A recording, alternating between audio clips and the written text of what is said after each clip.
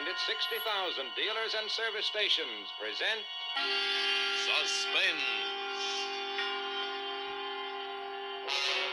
Tonight, Autolite brings you Academy Award winner Miss Claire Trevor in The Light Switch, a suspense play produced and directed by Anton M. Leader.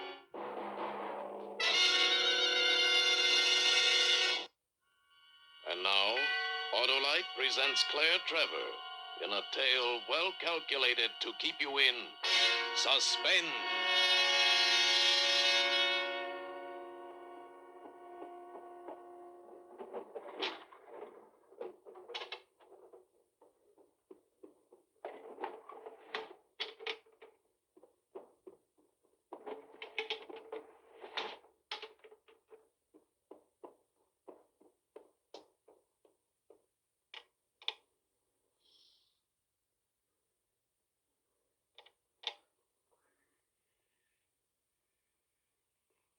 Every window was locked now. Every jet of gas was on full. There was nothing impulsive left in me. My actions were purely mechanical. I moved as if guided by a subconscious force. I selected a light fixture near the door, tapped the globe with an ashtray until it broke and the glass fell to my feet. For an instant, the naked little wires that had made up the filament seemed to hypnotize me. At 7:30, when he switches on the lights, those tiny wires will cause the spark that'll blow everything I despise in the world out of my life. Everything I despise, everything I loathe, and yet everything I love.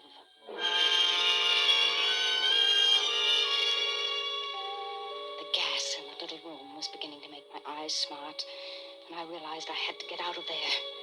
I started to open the door when something told me to stop. It was lucky. I pressed my ear against the panel. I could hear voices outside. People were talking in the hall. I'd have to wait. Couldn't get panicky. Just had to wait. That was all. I thought of shutting off the gas, but they'd be gone in a second. Seconds. It seemed like hours before the voices finally died away. I heard a hall door shut behind them. Now I had to be fast. The gas was beginning to make me feel strange. I listened for an instant more, then turned the knob and started out just in time to see two men getting off the elevator. Stepped inside again and shut the door. I'd have to wait.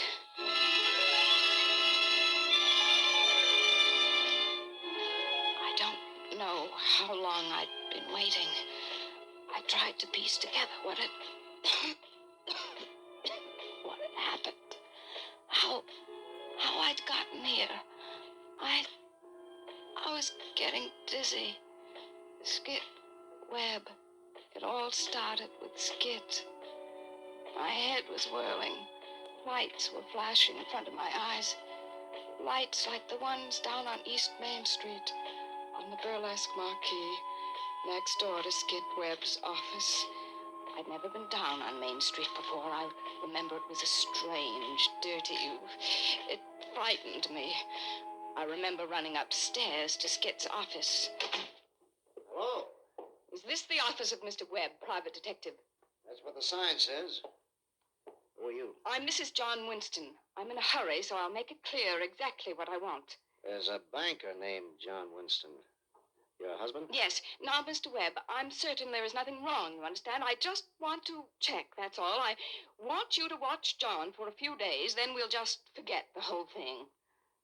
Better start at the beginning. I don't think that's important. It is to me. They call it background. Mr. Webb, I came here to tell you what to do, not to be questioned. Perhaps I should point out that I could certainly have afforded a more, shall we say, prosperous agent. Yeah. Let's say prosperous. I've been married a long time, and John has never given me any reason to believe that there was anything or anyone else, you understand? You mean until lately? I mean never. In other words, out of a clear sky, you begin to suspect something. I'm here to hire a private detective, not to listen to your insinuations. If you don't want or need the job, there are others. Sure, I need the job. We both know that. Don't we, Mrs. Winston?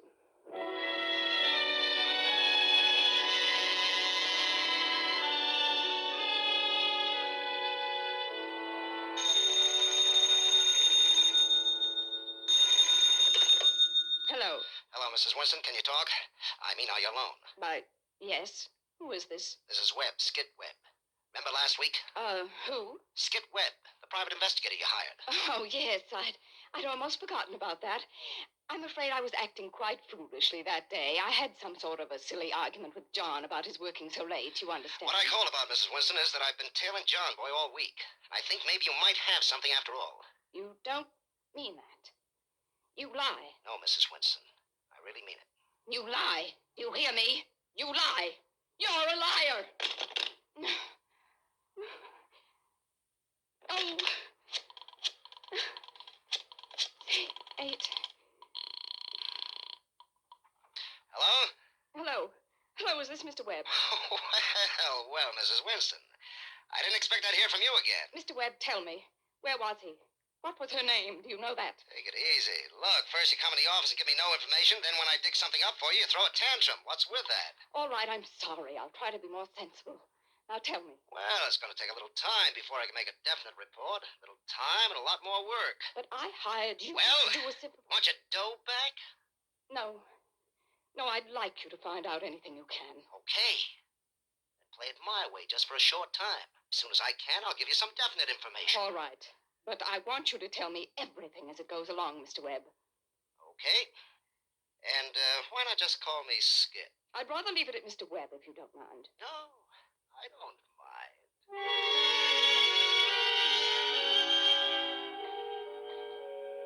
No, I never want to call you Skid. My head throbbing, splitting. I was on the floor. Gas. 7:30. 7:30, it would be all over. The gas, I could smell it. Horrible. No, it wasn't gas. It was wisteria. Yes, the odor of wisteria, as it was in the park that day. I was standing on the edge of a walk near a bed of white tulips in the wisteria. I love wisteria. Have you been waiting long, Mrs. Winston? No. Well, come on, let's go over that bench. Well, What do you have? well, John Boy seems to have pretty well settled down to one gal. Another woman. I don't believe you, Mr. Webb. Girls, perhaps, but not another woman. Okay. Well, you can't tell yet anyway. You're making the whole thing up. Then forget it. It's your type, that gut I said type. forget it. Look, Mrs. Winston, I don't take that from anyone. You think just because you came down Main Street and you were hiring a two-bit snoop? Just a minute, Mr. Webb. I'm not through yet. Just because I don't have a plushy suite on the west side, you think this is the biggest case I've ever had? Sure, I've got a cheap office and a rundown joint. Sure, I've had better times. Let me tell you about them. I'm not interested in your past, and I thoroughly resent your insolence. Ever hear of Juanita Cole, Mrs. Winston? No? Well, I guess you wouldn't have. Juanita had an insurance deal. Filled the room with gas and hooked up a cigarette lighter to an alarm clock so that at a certain time the lighter would spark and blow the whole joint up. Would have worked, too, except the clock stopped. Yeah, it was a clever stunt. You know who broke the case? I did. Yeah, me, the two-bit snoop you wanted to hire. And I can name other cases just as big. Mr. Webb, I don't see what all of this has to do with me, but if you're quite through now, Oh, you don't, huh? Well, I'll tell you. I'm sick of this high and mighty routine you've been giving me. I've got you pegged, Mrs. Winston. I know what's going on inside that head of yours. You told me you were 32.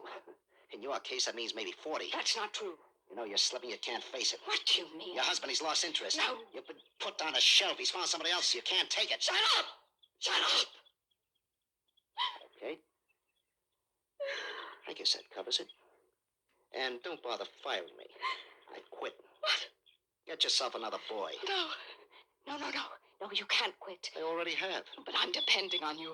You can't leave me now. I've got to find out. Please. Please, I need you. I need somebody. That's no lie. You've got to help me. Well, maybe.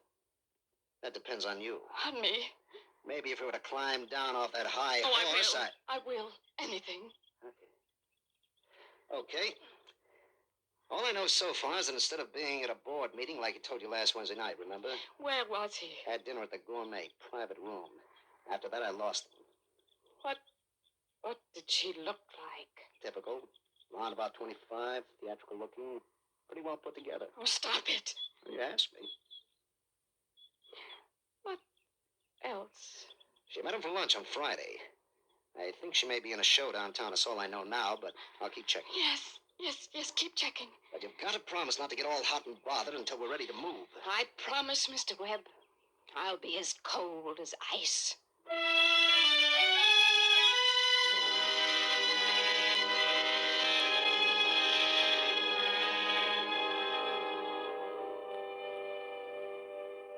Mrs. Winston, Skid Webb, this is it. Oh, John Boy's girlfriend is a dame named Terry Williams, an ex-choruser from the Latin Club. Ex since she nailed onto John Boy, that is. go ahead. She's living in a hotel downtown. Now, look, you can do one of two things. Either rush right down there, tip them off, and they'll clam up, or play it clever and wait for the kill. I'll be clever. Okay. It's a pretty good joint, sort of upper middle, the Bren Carlton. Thank you, Skit. Shouldn't be long now. I'll let you know when at a crucial time. You know what I mean. Then we'll...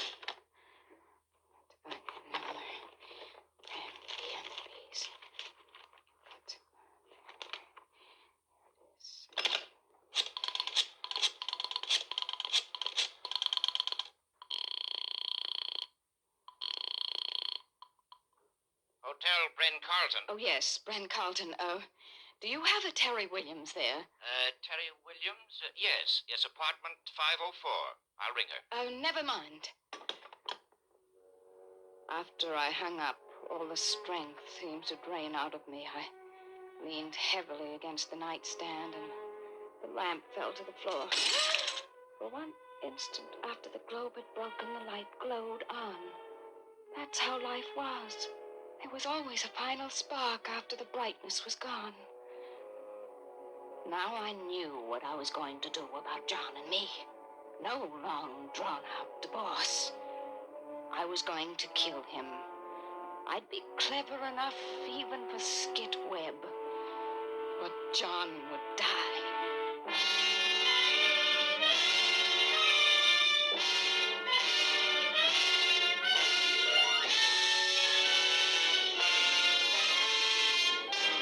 For Suspense, Autolite is bringing you Claire Trevor in radio's outstanding theater of thrills, Suspense.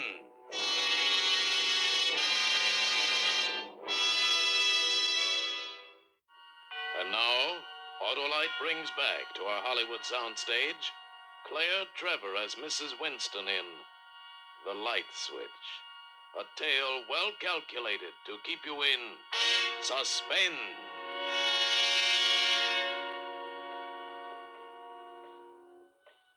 I could hear the steady hiss of gas, the gas filling the room.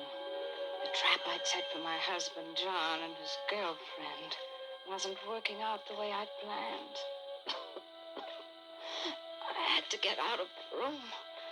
My plan was falling to pieces. My life falling to pieces. And like a person drowning, I was remembering.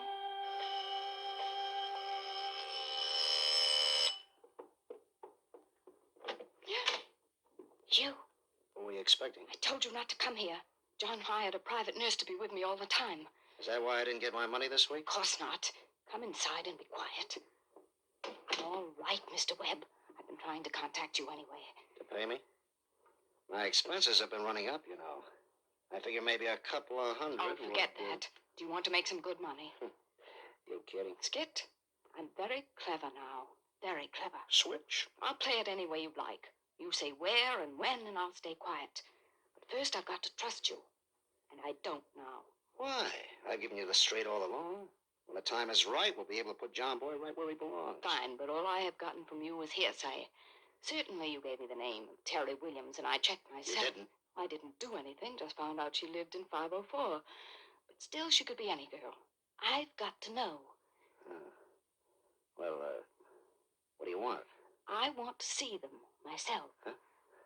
Well, now, look, that's just about impossible. They're very cagey. The only reason I can tag them is because I know my business. That is, unless you want to take the chance of tipping the whole thing off. No, I just want to see them at the Bren Carlton. Well, I haven't caught them there myself yet. All right, Skit. Until then, you are off the payroll. Oh, well, it may not be as easy as all that. How much if I can? Not of mine, really, you know. I can't tell what they're going to do before they do it. 500. And from then on, I won't question you. Well, I don't know. May take a week, maybe a month. I don't have much to go on. Please understand. I have to know myself. How about last week's dough? Can you get it now? Yes. I'll do my best. You go get what you owe me. You wait here in the hall.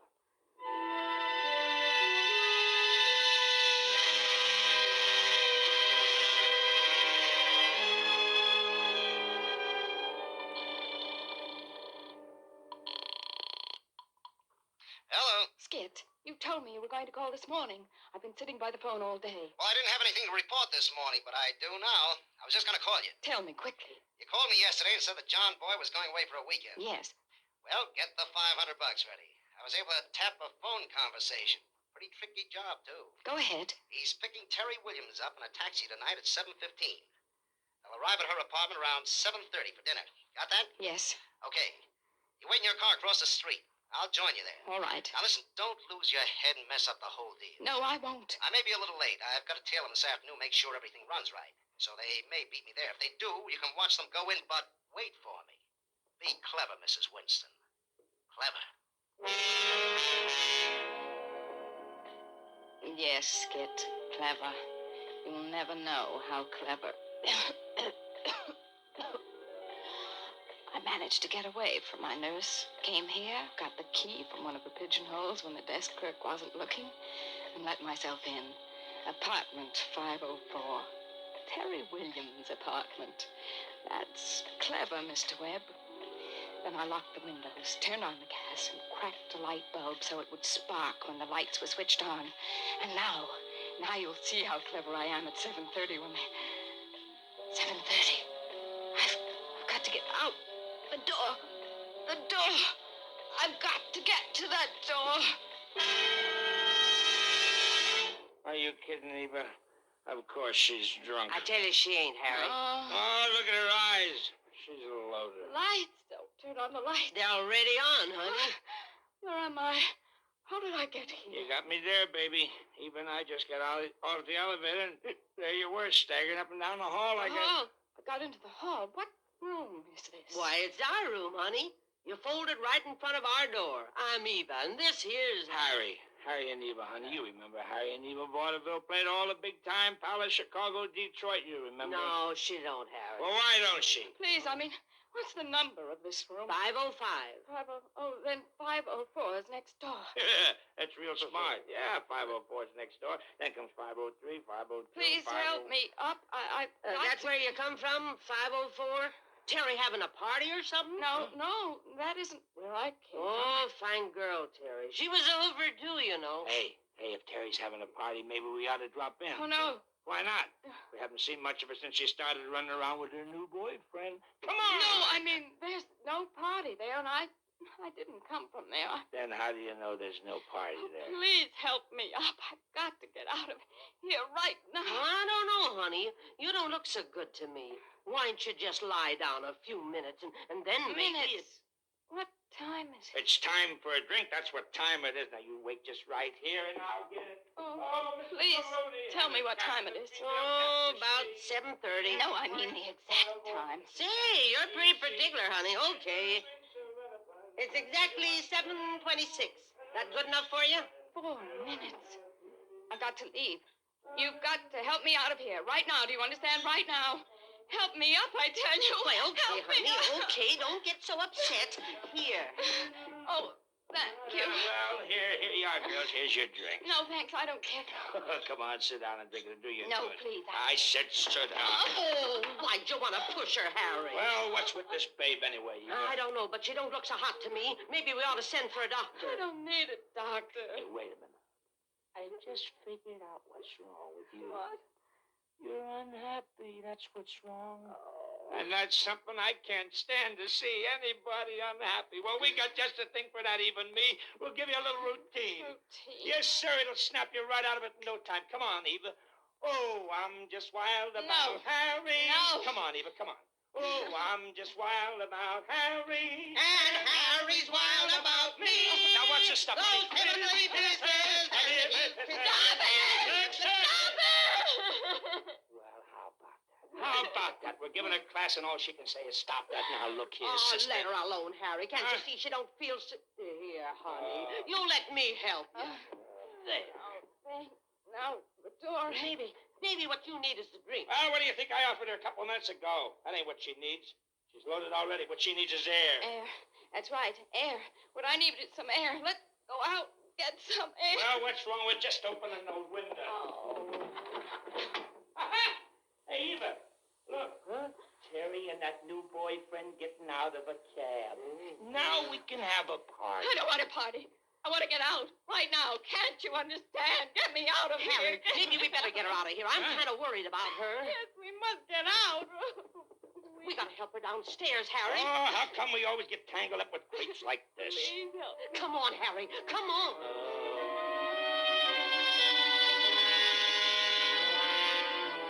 And finally, we were out in the hall, and Harry started to ring for the elevator. Only John would be coming up on the elevator. I insisted we take the stairs. Told them elevators made me dizzy. I knew they thought I was crazy, but I didn't care what they thought. Just as we reached the lobby, I caught sight of John's gray coat disappearing into the elevator, and she was right behind him. Eva and Harry tried to drag me with them to the bar down the street, but I refused, and they went on without me. I waited in the lobby. The indicator over the elevator door stopped at the 5th floor. They were just getting out of the elevator, and now they must be walking down the hall. I could almost see John fitting the key.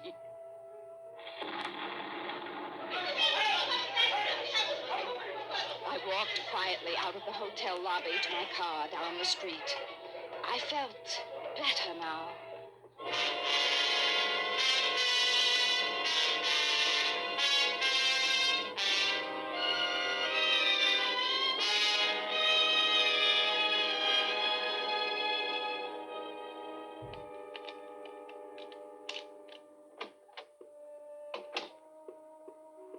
As I let myself in the front door, I knew I'd done everything right. I'd been clever. And now there was only one thing to remember. I must act shocked when they call me to tell me John is dead. John! Hello, dear. John!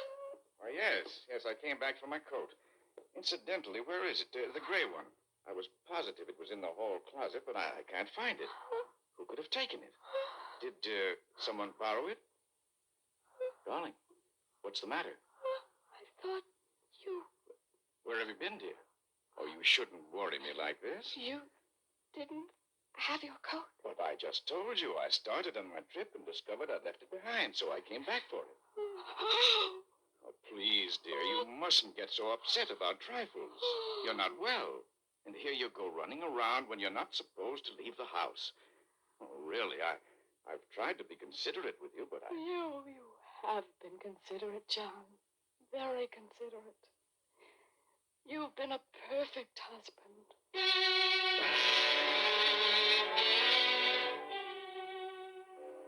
The police will be here any minute. When I called, they said they'd be right over. It's strange how it all worked out. He intended to make a lot of money off me, but I never had a chance to give him the 500. He thought he was so clever, but all he made was expenses. And I thought I was being clever, too. I killed 2 people. Terry Williams and her boyfriend, Skit Webb.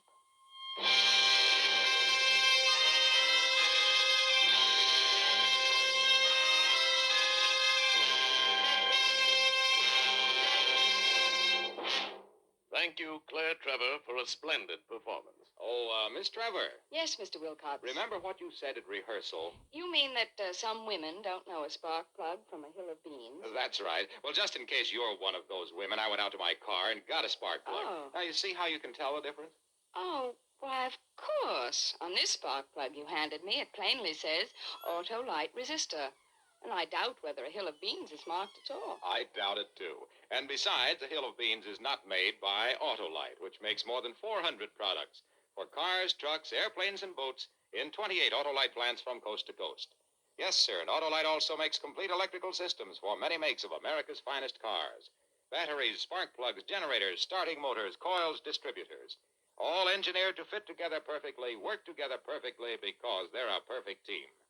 So, folks, don't accept electrical parts that are supposed to be as good. Ask for and insist on Autolite, original factory parts, at your neighborhood service station, car dealer, garage, or repair shop.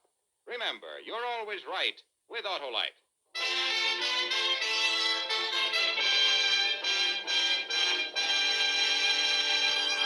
And now here again is Miss Claire Trevor. It's been a pleasure to appear here tonight with this great cast of suspense actors and actresses.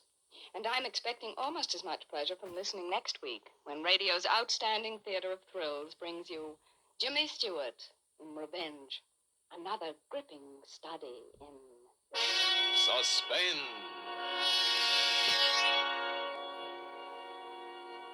Claire Trevor will soon be seen co-starring with Fred McMurray in Borderline Productions' forthcoming picture, Borderline. Tonight's suspense play was written by Richard Vodra, with music composed by Lucian Morawek and conducted by Leith Stevens. The entire production was under the direction of Anton M. Leader. In the coming weeks, Suspense will present such stars as Frederick March, Joan Crawford, Agnes Moorehead, John Lund, and many others. Make it a point to listen each Thursday to Suspense, radio's outstanding theater of thrills.